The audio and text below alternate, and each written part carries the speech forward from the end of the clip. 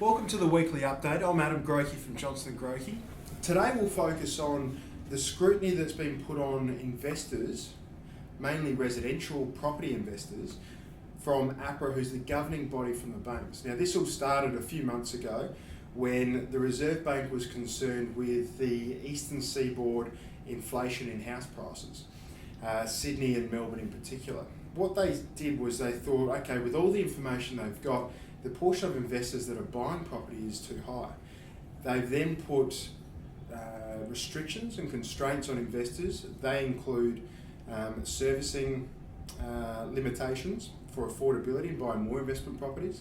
It includes increased interest rates for investors, and also trying to encourage investors not to go on interest-only loans but focusing on principal and interest. So the banks have now got strict criteria not to grow their investment lending portfolio by more than 10%.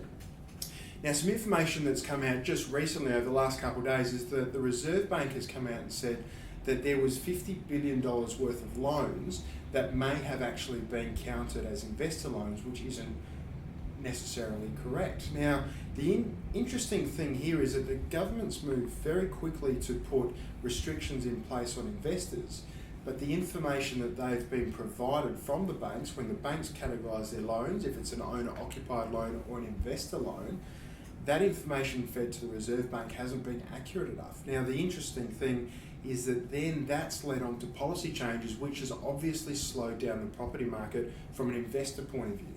Now, investors do play an important part, and property investment is a key part of the wealth creation strategy for many Australians, and that's something which is really being scrutinised at the moment. Where it will go, who knows, but there's been so many changes. So what you need to know as a property investor is that if you are looking to get out in the market, make sure you do your homework, make sure you've had your financial position or your finances reviewed and checked if it hasn't been done in the last 4 or 5 weeks, because the situation would have changed.